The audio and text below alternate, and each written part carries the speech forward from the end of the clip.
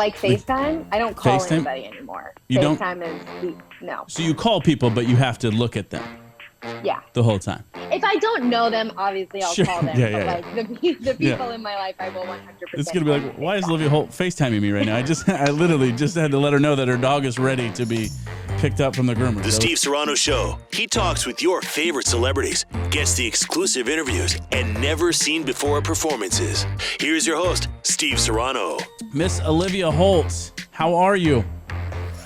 So good. So good. Can't complain. You've been a very busy girl, right? A little bit. So before we talk about your busy schedule, obviously music and acting and everything else like that, I have to ask you first things first, how's the skateboard game going for you? Because I hear you're a huge skateboarder. Is this right? I kind of got into skateboarding during the pandemic, and I'm obsessed with it. I'm still not great. Like, I could not show you any cool tricks because I'm not that good. But I do still love it, and it definitely is a hobby I never thought that I would take up, and now I'm a massive fan. And you've said before that crying is not trying, so does that mean that you're still crying every time you skateboard? You nailed it. You guessed it. I love that. Just sobbing as I'm skating down the street. Isn't it kind of, I mean, are you like, at least, is it a powered one or anything? Are you really just like pedaling along and doing your whole thing? Just pedaling along. Yeah, it's really fun. I'm also like, I'm a total adventure junkie. Like, I love trying new things. And I feel like I'm a 9-year-old invincible boy because I just will do anything. And I have bruises and scars and scrapes all up and down my legs and my elbows from this new adventure that I've taken on. Are you wearing pads, like elbow pads and knee pads and all that? Are you decked out? Is Olivia Holt decked out? Olivia Holt is decked out. I love it. I look super dweeby, and No. it's not cool, I know, but I know I should probably be safer than not. So That's true. I love that. The skateboard game continues, Olivia Holt. Now, was this true? Were you a gymnast growing up? Was that something that you used to do too? yeah, I was a competitive gymnast for like 7 years. Do you think any of the gymnastics, like your background in that, did it help you in acting? Did it help you in music in any way? Sure. Yeah. I mean, on the acting side, I feel like I've done a lot of projects where there was a lot of physical activity involved, from martial arts to Sure. just fighting sequences. And I've done little things here and there that involve like a lot of action and physicality. So I feel like in that realm, it definitely played a massive part. And then I guess like with music, it's maybe the adrenaline, Sure. before going and performing. I get the nerves, and you need good stamina and good adrenaline. And I feel like gymnastics sort of that was exactly what I felt before every competition. And so I feel like it's in my bones, and it sort of just has evolved from there. But even just the drive, like you have all of this ambition, and you want to succeed, and you want to do good in every event. And I sort of feel that way in acting and music. I want to feel like I'm succeeding and learning and evolving and growing and going to the next level, I guess. Can you hop on a bar? Can you still hop on a bar, you think? No way. I do No. not have the upper body strength for that anymore. Absolutely not. These I numbers. mean, maybe muscle memory would kick back in. You could do it. Just skateboarding and know. gymnastics. This is the whole nother side that we're going to see. These numbers that we see, you have 600 million total streams. You have 5 million Instagram. You have over 3 million Facebook followers. You have such a huge fan base. Can you believe some of these numbers when you hear those? No, it doesn't feel real, honestly. It's a bit bananas. I don't think I can actually make it up to be real in my head. But I am forever grateful for the support over the years. And even now, I feel like people are sort of just starting along the journey with me. And it doesn't feel real. It's surreal for sure. So we got to talk about your new single that just dropped, what have called the Summerbop. And it's a new sound. It's a new era for you. Why do you love this sound right now? I think ultimately we need a song like this right now. The last year of all of our lives was incredibly difficult and challenging. And I think we related to a lot of, music that hit our heartstrings a little bit and tugged on them a little bit, because that's the headspace that all of us were in. But I think now things are looking up in the world, and I think we just all want to dance again. And this song is incredibly liberating, and it's fun. And ultimately, I want my music to feel timeless. And with this song, I feel like it has really captured and solidified a lot of my artistry and my music and my vision and my creative for what I see for myself and for my artistry. So yeah, this song, I just feel like captures all of those layers, all of those elements, and I'm very, very proud of it. Now, I know on this song you worked with Megan Trainor. She co-wrote the song. Was it weird during a pandemic time? Did you guys at least get to see each other? Or were you guys having to Zoom like, we've all had to do for the last year? Pretty much that, which is such a bummer because, this space is collaborative and you need human connection for it. And it really sucks because ultimately, like, in a perfect world, we would have been in the studio together, making this song together, and having that experience would have been the ultimate dream. But I mean, luckily we were able to do it virtually, and she is obviously the most brilliant, and I'm so grateful that she's a part of this project, and she's very stoked on the song. And that's also so surreal that I'm working with Megan Trainor on a song. It's such a fun song, and you can hear Megan. Like the first time I heard it, you can hear Megan, you can hear the happiness, and maybe that's what it is. It's the happiness of this single, which is that I think everyone's got to enjoy. Now, what about the music video? Again, you had to shoot it during a pandemic, a fun video, great video, but that's got to be weird for you again, right? Oh, totally. I mean, being on a set in general, having to keep the distance, having to wear masks and get notes and collaborate, like that whole process will forever be so strange and foreign to everybody on a set. But it was a really good time, and we made it work, and we made it a fun day. The whole video was shot on film.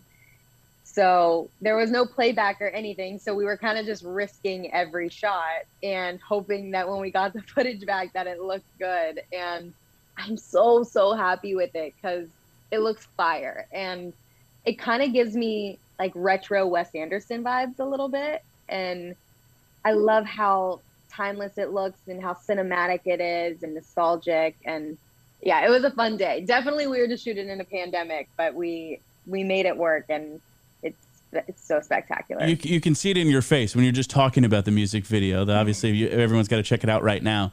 You can just see you're happy with it. You're happy with the music. Totally. You're happy with this project. That has to help you so much when you're creating more music in the future, right?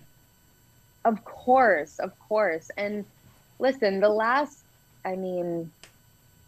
don't want to say decade because it definitely hasn't been that long, but we're working our way up there. Sure. But it's been a long journey. I've been making music for a while now, and the exploration has been it's been very rewarding because I feel like each year I've grown so much and I've learned so much more about myself as an individual, which has helped me solidify the kind of music that I want to make and what I want to say lyrically and what I vibe with most sonically and who I want to collaborate with and who those collaborators are that fit into my mold. And so this evolution and this journey has just been so special because of all of those experiences in helping find, my thing. And all of those things are so important to have when creating music and just creating art in general. And you should be stoked about it. So thank God I am. That's great. Because I definitely wouldn't be putting it out if I wasn't proud of it. So you should also be stoked about the show, Cruel Summer. It has to be fun for you. Obviously not a 90s kid. You're at the tail end of the 90s. Do you have like a favorite 90s song now that you're like, hey, you know what? We heard this song the whole time when we were shooting this. Now this is my jam. That's a good question. I feel like I did grow up with a lot of 90s music, just because my family would constantly play some really incredible 90s jams. I did grow up listening to a lot of No Doubt. Massive fan of No Doubt. And there were actually a couple of songs that I think we were going to choose for the show, but ended up not going through. But we listen to 90s music all the time on set just to sort of put us in that headspace. But I mean, we have everything from the Cranberries to the Smashing Pumpkins. And it really is just like,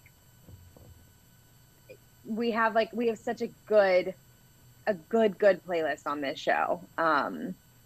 And it makes me bummed that I didn't live through the 90s, through this epic era of music, you know? Now, what about the fashion of the 90s? Have you grabbed anything that you're like, hey, you know what? I need to rock these now. 90s fashion is just so iconic, and high-waisted jeans, if they ever go out of style, I will be forever mad.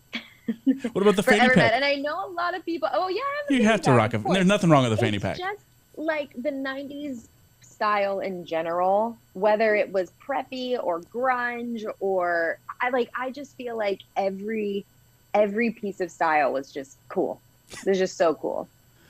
And like the skater style in the 90s, we know you love the skater style. Come on, we know that's you right there. I'm obsessed with it. It's so good. I love that. Cruel Summer, season 2, going to be dropping in 2022.